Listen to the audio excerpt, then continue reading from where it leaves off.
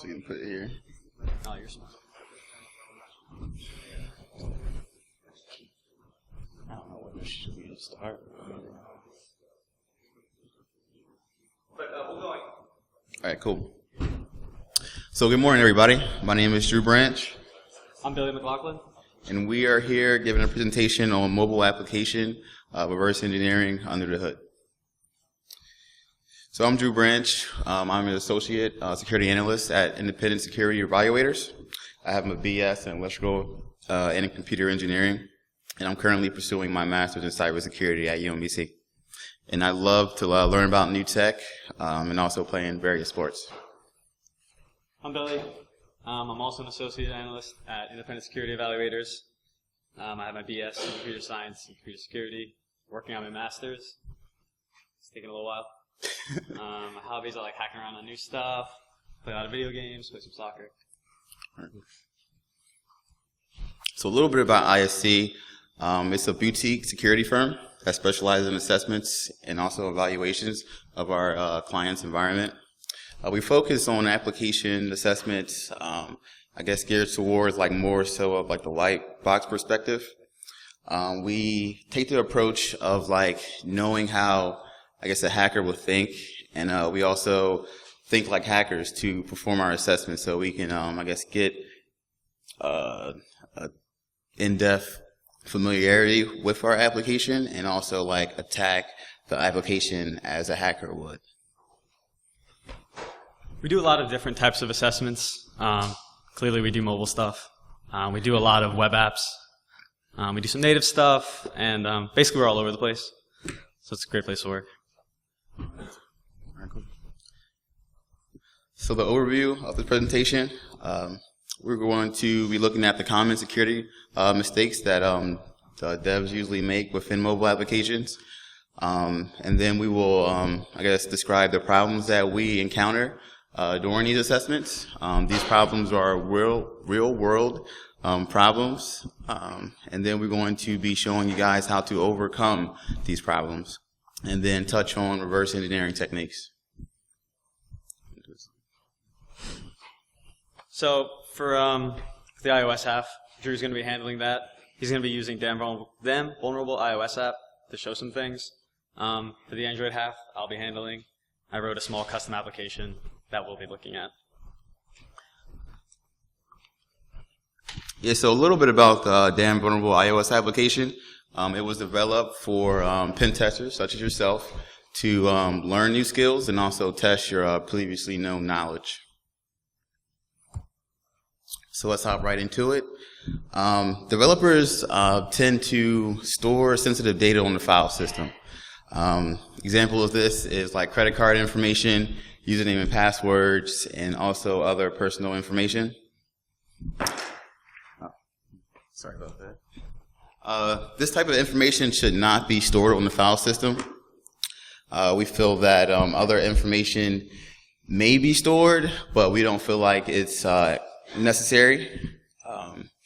So a couple problems, or a problem that we run into while checking is that mobile application or a mobile operating system does not include file browser capability built in. So how do we overcome this?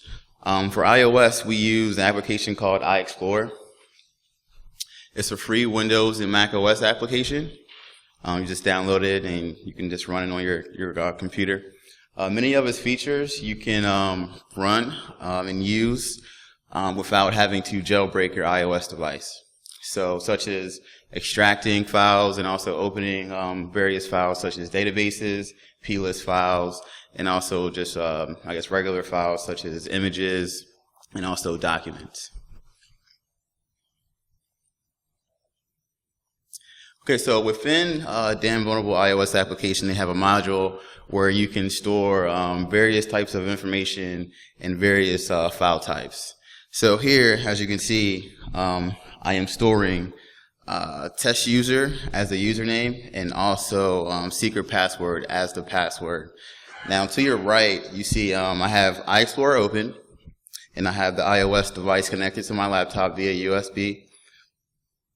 And as you can see here, you see the damn vulnerable iOS application folder, and I have the documents, and the user info.playlist file is within that folder, and you can easily just right click and then open that file. And within that file, you can see that secret password is stored and test user is also stored.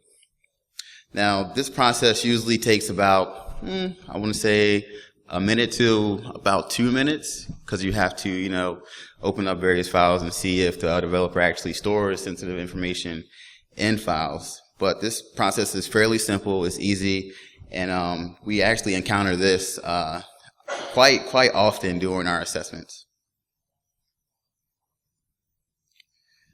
So another common security mistake is sending sensitive data over an unencrypted HTTPS connection, such as user credentials, credit card information, and also other sensitive information. Now, it is inappropriate to send this type of data without any encryption, such as using SSL TLS or just using, a commonly used encryption algorithm such as AES to encrypt your data before sending it to the server. Now, a problem that we encounter while checking this is that we cannot run a packet sniffer on the actual mobile device. So what can we do? We can run a proxy server on another system, such as a laptop or just a regular computer system. And for assessments that I complete, I tend to use Burp Suite. Burp Suite is a very handy tool. So for this example, the damn vulnerable iOS application has a module that you can send, credit card information over, HTTP connection or request. For this example, I am sending 1 through 9 twice as my credit card information. I know it's larger than 16 digits, but oh well.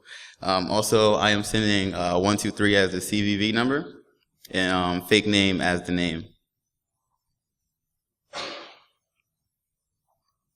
So here is the packet that was captured by Burp Suite.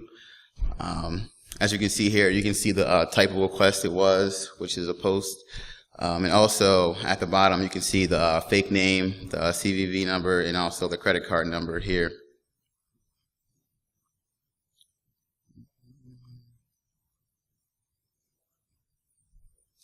So another common security mistake that developers make is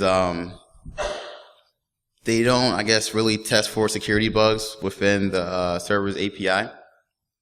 A couple examples are missing authentication in RESTful APIs, also broken authentication checks, and sending sensitive data to the server.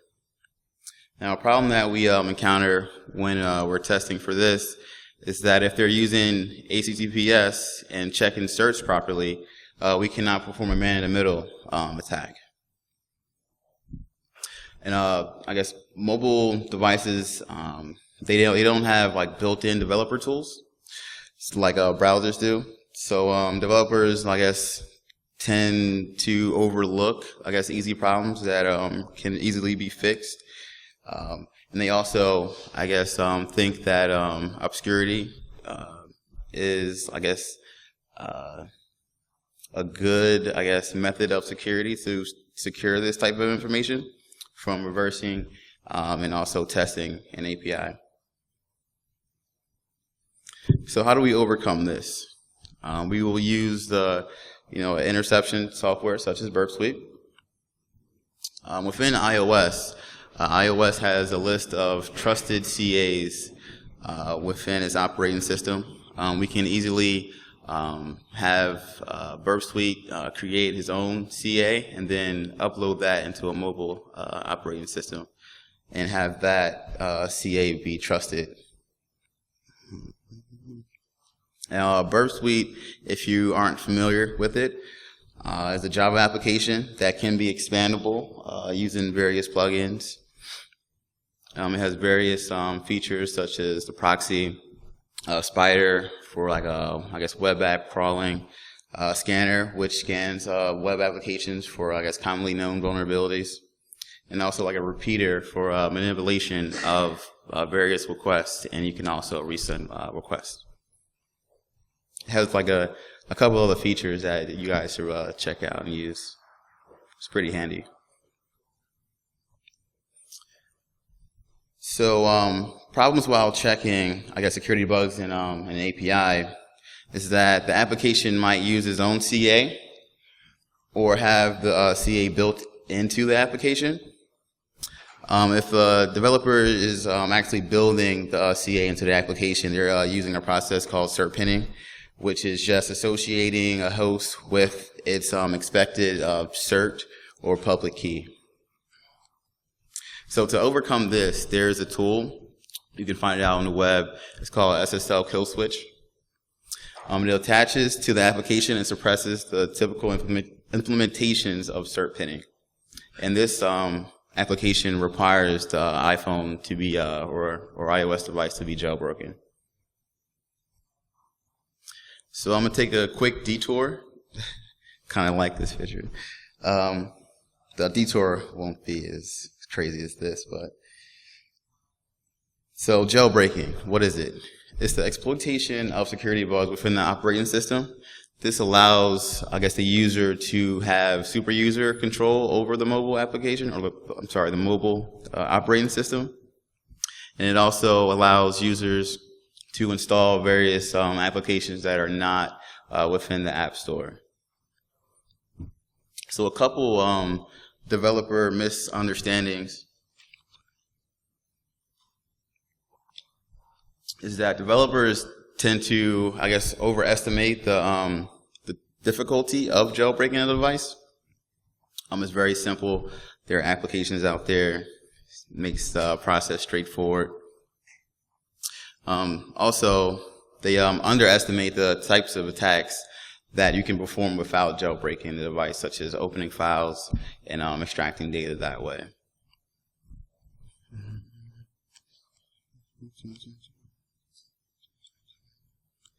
Now, it should be mentioned that I guess conventional laptops are already in a jailbroken state. So I guess when a developer says that if a user has to jailbreak a device, then the severity of, I guess, this attack will be really less than what it really is. But jailbreaking, the process is so easy that mostly all users can, execute this process and have user control over the mobile operating system. Jailbreaking also allows users to remote into iOS devices via OpenSSH, and also install various pen testing tools. So like I said before, there are one-click jailbreak applications out there. Right now, there are jailbreaking applications for mobile devices running iOS 8.4 and lower. I would tell you guys to be careful when upgrading your iOS device, because you might not have a jailbreaking application available for 1 to 2 weeks or even up to a month after release. So let's go back. So storing sensitive information in a keychain. Developers, I guess, have this notion that the keychain is 100% completely secure and that any information stored in the keychain cannot be accessed. Developers usually store passwords or encryption, decryption keys, and also, I guess, auth tokens and various other sensitive information that they feel the need to store. So problems while checking. We can't see the keychain without jailbreaking the device. So to execute, I guess, to access the keychain, we will have to jailbreak the device. And there is a program out there that we can use to do so, which is called Keychain Number. Now, the iOS security model relies on the fact that a user does not have, root access to the device. So if we can upload, an application to the mobile operating system, then we can actually dump the keychain. And Apple is being, contingent on users not being able to do this. So storing sensitive information in the keychain. For this example, we're going to be using the damn vulnerable iOS application. There's a module within it where I will be storing, this is a secret within the keychain. So after we download and transfer the keychain dumper to the mobile operating system, we can, set its execution rights and then execute the program. And Keychain Dumper dumps all the data that is stored within the keychain, such as any information that app developers want to actually store in a keychain, and also any other information such as Wi-Fi passwords, stuff like that. So as you can see here, to your right, we see the damn vulnerable iOS application entry in the keychain, and you can see the "this is a secret" is clearly displayed in plain text.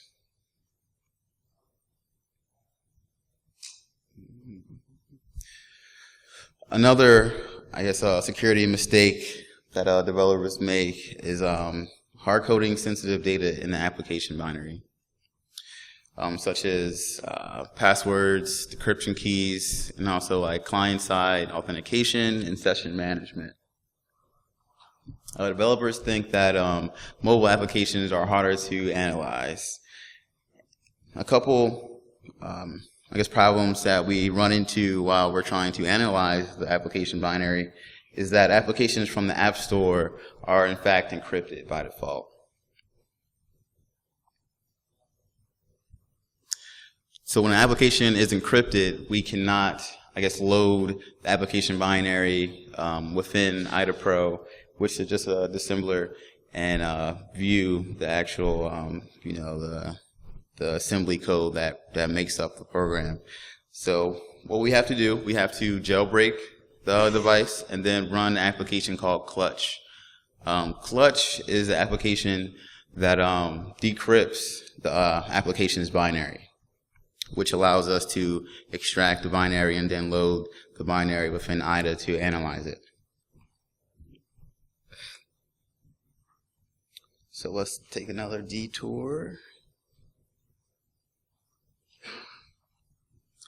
So like I said, binaries from the App Store are encrypted. They do not contain any debugging info, which is helpful for reverse engineers. A binary from the developer, they are unencrypted. They contain debugging info and is a preferred method when completing an assessment on a mobile application. It's kind of like, white box versus black box, if you want to think of it that way. All right, let's go back. All right, so now I'm going to be touching on reverse engineering techniques.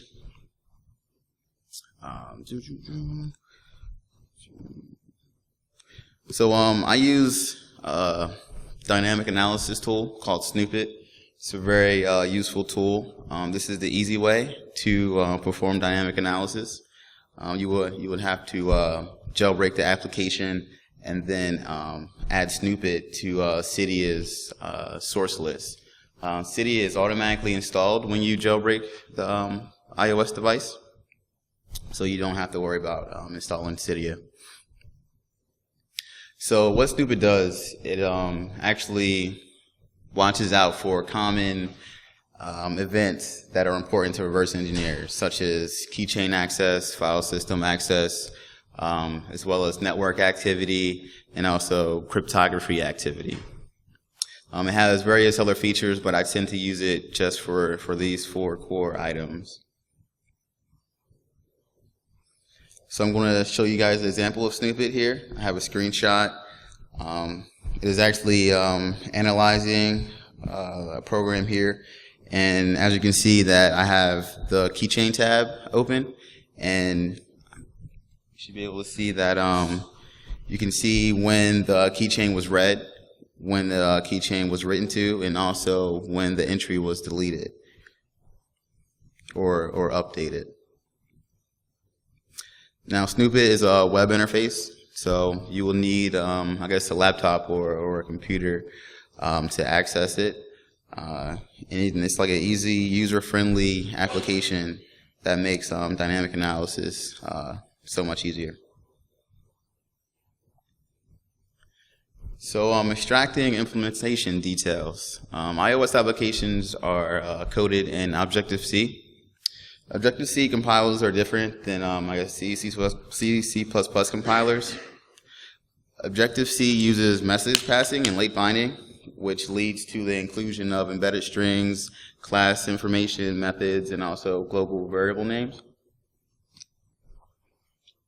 Now, message passing, is when objects are sending each other messages. Late binding allows classes to handle the same messages like in a different manner than other classes. So how do you extract the implementation details? There's an application called classdump. You would have to download this application and then upload it. Well, you can either extract the binary and have it on your computer system and I guess view the details that way, or you can actually put classdump on the mobile operating system and run the classdump on the binary like that. Now, classdump displays all the classes, the methods and variables, and also properties associated with those classes, and the user-friendly, easy-to-read, I guess, layout.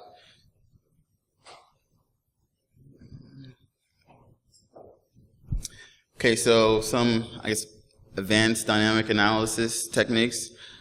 Recent versions of iOS require LLDB as the debugger instead of GDB.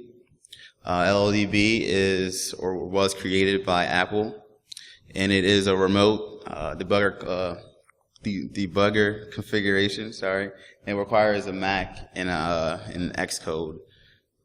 So to use LLDB, pen testers must extract the iOS developer image, the debug server. From the developer image. Add the correct entitlements to allow the program to debug other applications, and also load it onto the iOS operating system. So the usage, you would have to SSH into the mobile device via OpenSSH. So you will have the application running. You will need the process ID. So here I am searching for the damn vulnerable iOS application. I see that the process ID is 368. So then I will run the debug server to accept all communications or connections on port 1234. And I am attaching to the process 368. So after that process is attached to and stopped, then you would go to your host machine. You would open a terminal and type in LLDB. If you do not have the Xcode command line tools, a prompt will prompt you and ask you if you want to download and install them. You would click OK. And then after that, you would type in platform select remote iOS. It will load the various libraries that are required. And then you would type in process connect to the IP address of the mobile device, and also the port number you specified in the previous screen.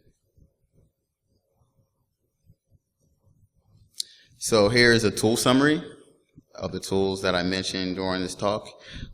Each of these tools are readily available on the internet, and they provide various documentation on these applications.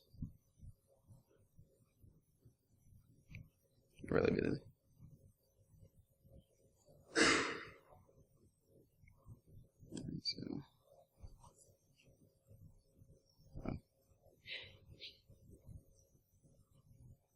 All right, so this is iOS.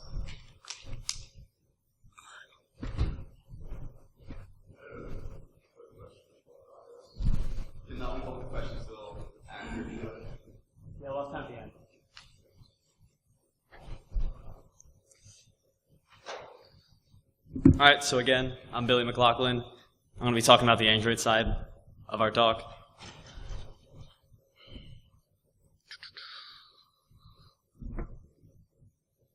Why did that just do?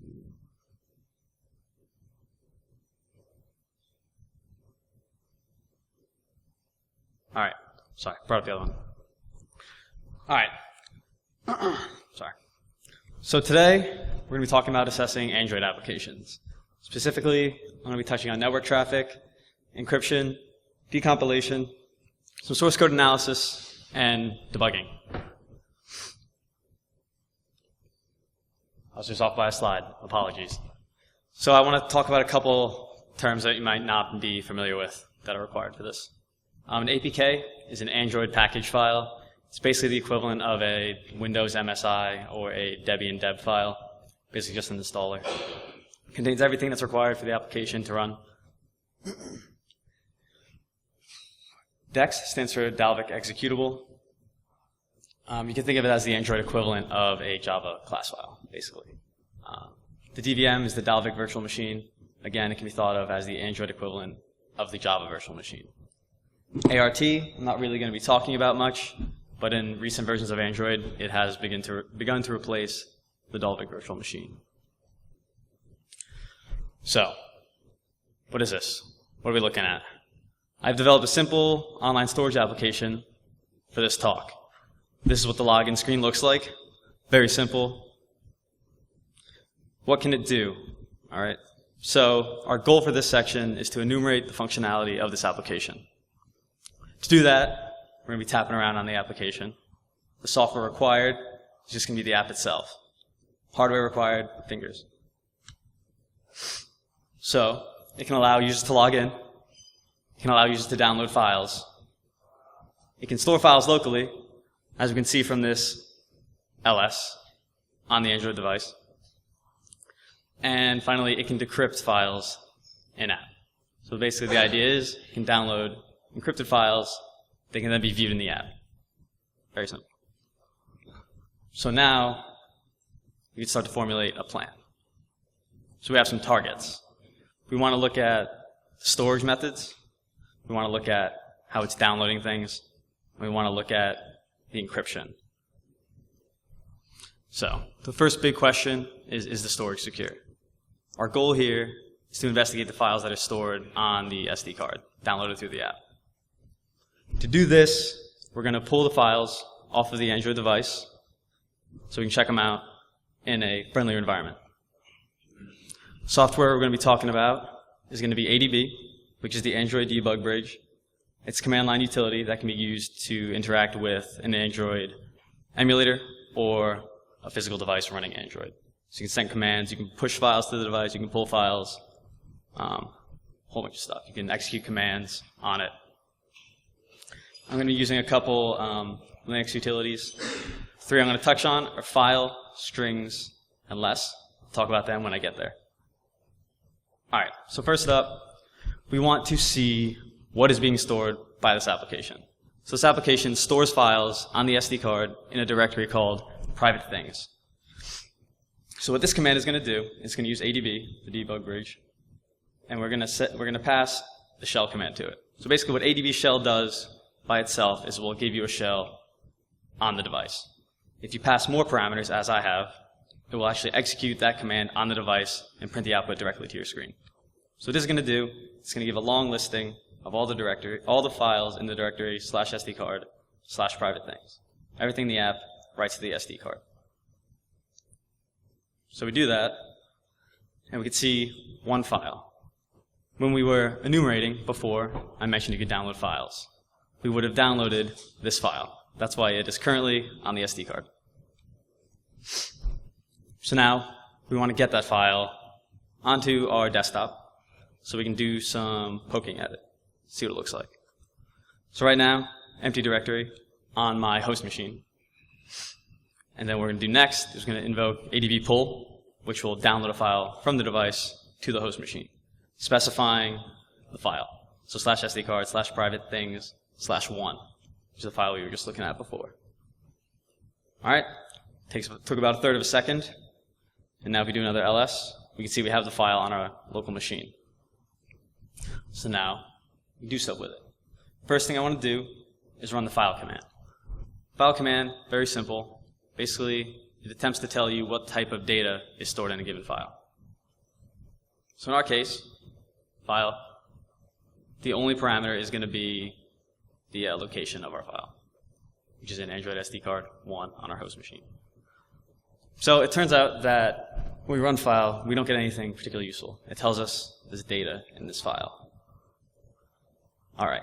So it doesn't seem to be able to figure out anything beyond that. Okay. So we're going to try something else. We're going to try the strings command.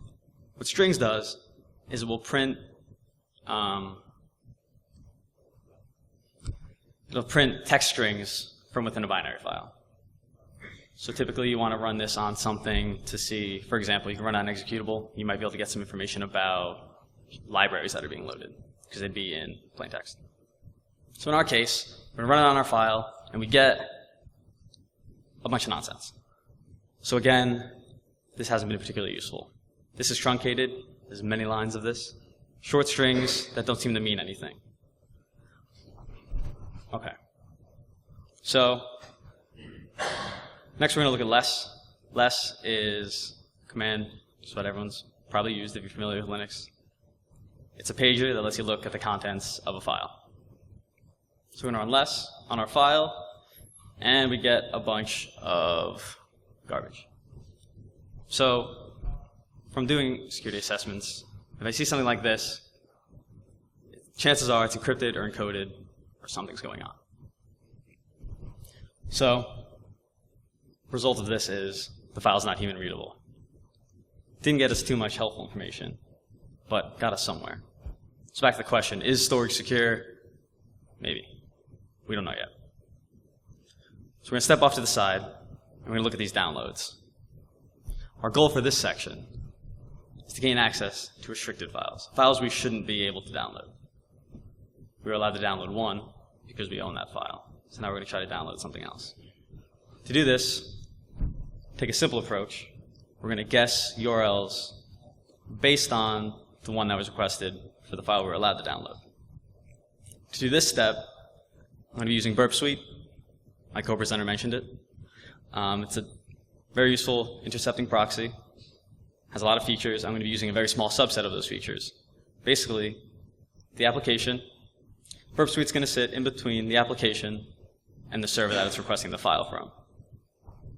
So what I want to do is I want to capture the request on the way and change it to attempt to download a different file. So first off, this is what it looks like when we downloaded our file during the enumeration stages. So we have a host, which is the URL it's requesting, and the file name was 1. Very simple web server it looks like, right? Just an IP and a file. So that request we go through, we get a response, we get an HTTP 200, okay. And not surprisingly, the contents is a bunch of garbage. You'll see the content length is about 1 megabyte. Something to keep in mind. So let's try to get a different file. So this was the original request, the one that I just showed. But you'll notice that there is another tab now that says Edit a Request. That's because in transit, as the original request was captured, I edited it before forwarding it to the server. So I edited 1 to be 2. Figured it'd be a good idea. Something's called 1, chances are something else might be called 2. So I forward this request along to the server. I get a response. Again, I get a HTTP 200 OK. Now that's telling me that there is a file. It worked. I downloaded a file that, it's not mine. It's somebody's file. I probably shouldn't be able to download that. Again, a bunch of garbage. Probably the same type of garbage as my other file. You'll notice that the content length is also shorter on this file, so it's definitely not the same file with a different name for some reason. So it looks like it downloaded, but we want to be sure. So we're going to use ADB shell again to get a long listing of the files in the app directory on the SD card. You'll see now we have 2 files. So we definitely did download something that we probably shouldn't have been able to download. So, result of this section is pretty good. we found that there's some kind of broken authentication or no authentication when downloading files. Basically, any user can download any file. It results in a breach of authentication. It's a loss of confidentiality, and perhaps most important, it might result in possible changes to this app's development team. So real quick, let's talk about what we found out so far. We know that storage is possibly secure. And we know for sure that downloads aren't protected. So then we know that we can access the possibly encrypted files of other users. So now we want to know, are these files actually encrypted? Or are they just garbage? So what we're going to do here is we're going to try to get a look at the source code of this application to determine that. To do this, we're going to be decompiling the Android APK. We're going to use a couple pieces of software to do this.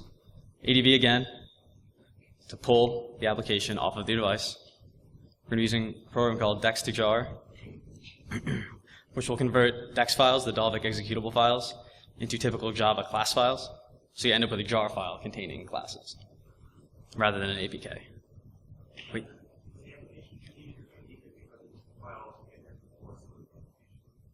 Yes.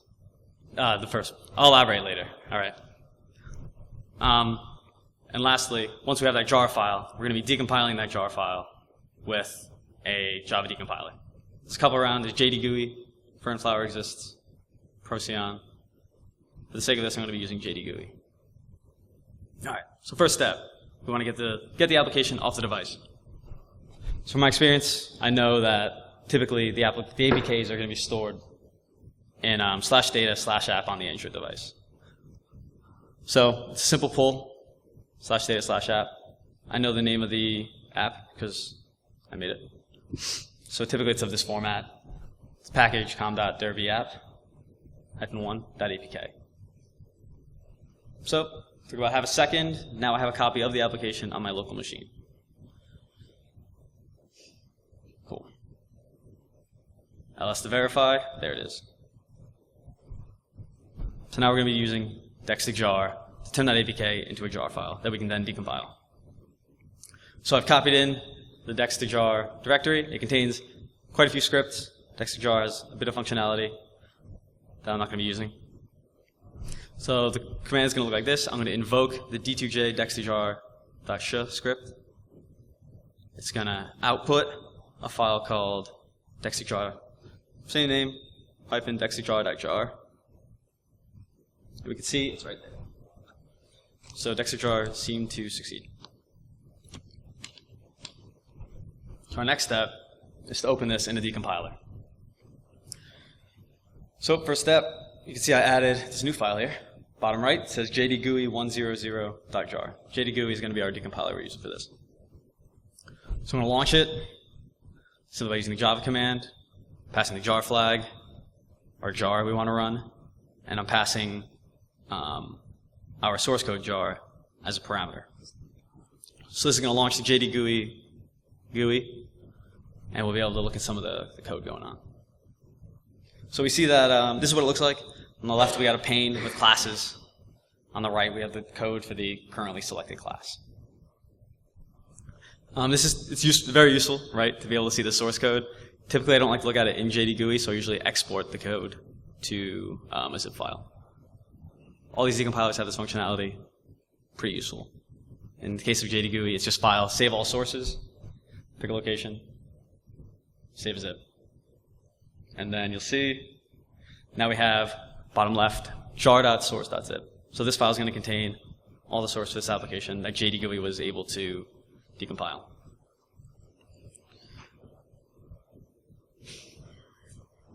So we need to unzip this using the simple unzip command quietly. The Q flag. Our new zip file specifying a destination to the source directory. So you can see we have a source directory on the right, and just to make sure it's not empty, there's some stuff in it. So we're good. So now we have some source code that we can look at, right? So then the question is, are these files actually encrypted? Well, without diving in too deep, we can see a lot of imports from Spongy Castle, which is basically the Android implementation of Bouncy Castle. a very well-known crypto library for Java and C#.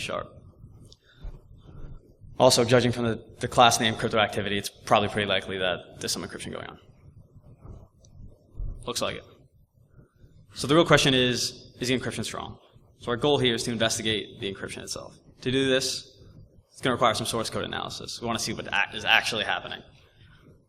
Myself personally, now that I've exported all the code, I usually use Vim, combination of Vim, text editor, ctags, which is it's a command that will generate an index file of all the objects found in like a source tree, and then basically you can hop around between them, and AG and grep, which are just simple searching tools. So without going really into depth with this, don't have the time to do that, I will point out some of the code from an encryption function. So you can see they're using AES, CBC, PKCS7 padding, and they're passing this BC flag. So the BC is specifying the provider for this code, which is going to be Bouncy Castle. So we know that AES is strong when using CBC mode properly. PKCS7 padding doesn't have any issues yet. And further down, we'll see that the key is being generated as 256-bit. So without going too deep, it looks like this is pretty all right. Might be more efficient to peek around elsewhere than dive too deep into this. So, is encryption strong? It looks like it is. Are we stuck? Nah, definitely not stuck.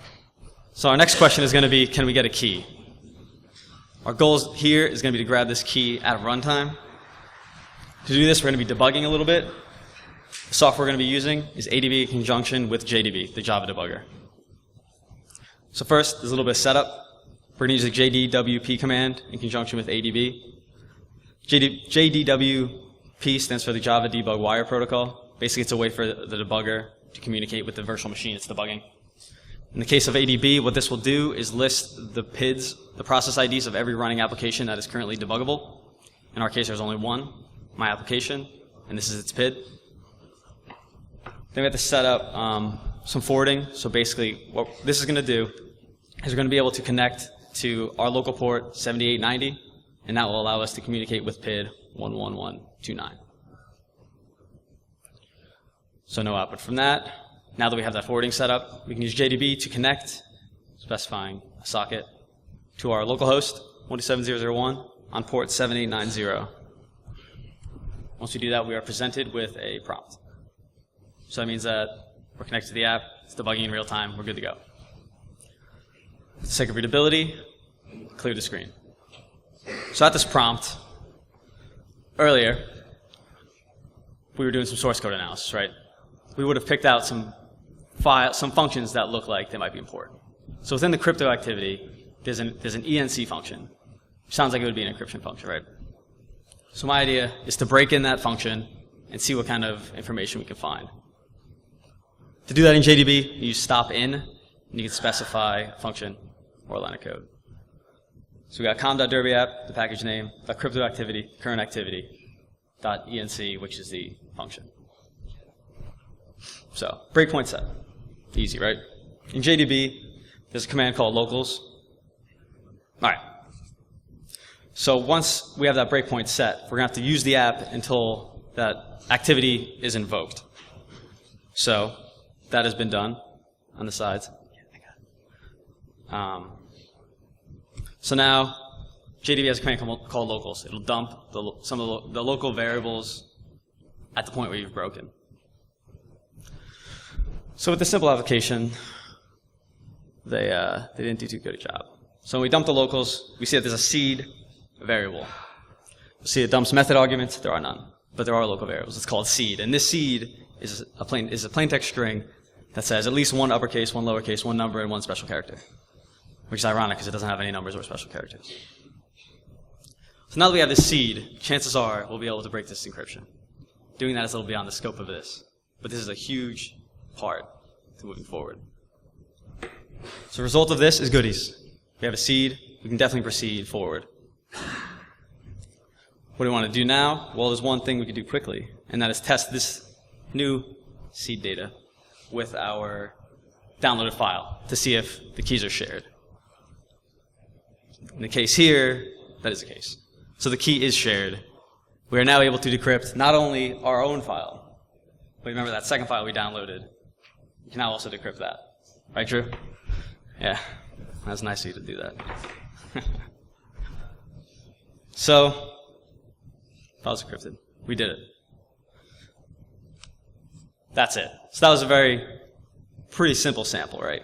Typically, applications, not typically. Sometimes developers will do a lot better job. Sometimes they won't. This is a nice brief coverage of a simple application.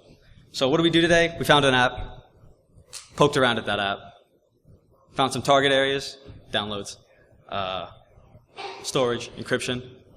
We investigated those areas throughout our talk. Found some issues, right? We found that we could download arbitrary files. There's a pretty weak seed going on. And then we chain those issues together to be able to break the protection mechanisms of the application. So that's the end of my talk. I want to thank all you guys for coming out, listening to us ramble this early in the morning. So I guess now we're going to open the floor to questions for both of us, iOS and Android. Yeah. Richard.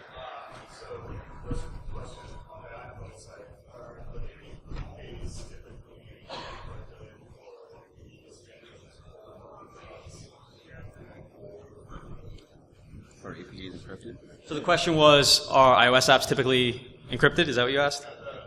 Android. Oh, the Android apps.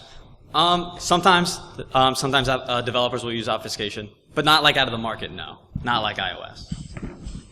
Also, on the iOS side, what's the solution for, you're talking about the keychain, what's the solution for that? I guess developers generate encrypt stuff over the keychain. Yeah, so it was, question was the solution for, I guess, not storing sensitive data in a keychain? Yeah, so what's the solution? So, It seems like yeah. So, I guess information, or sensitive information shouldn't be stored in a keychain.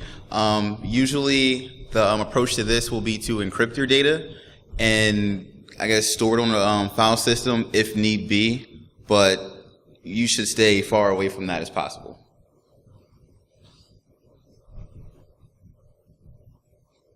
Any other questions? All right, thank you guys. If you have any other questions, you can come up to me. Yeah, go for it. I'll be around. Independent Security Evaluators is running a router competition in the Derby room, so I'll probably be in there at some point if you want to stop by. If you're interested in more Android stuff, my coworker Rick Ramgaddy is giving a talk tomorrow with some GDB stuff and Jenny. So check that out if you're interested. Yeah, we're over in the Derby room, right outside these doors here. Thanks. Thank you, everyone.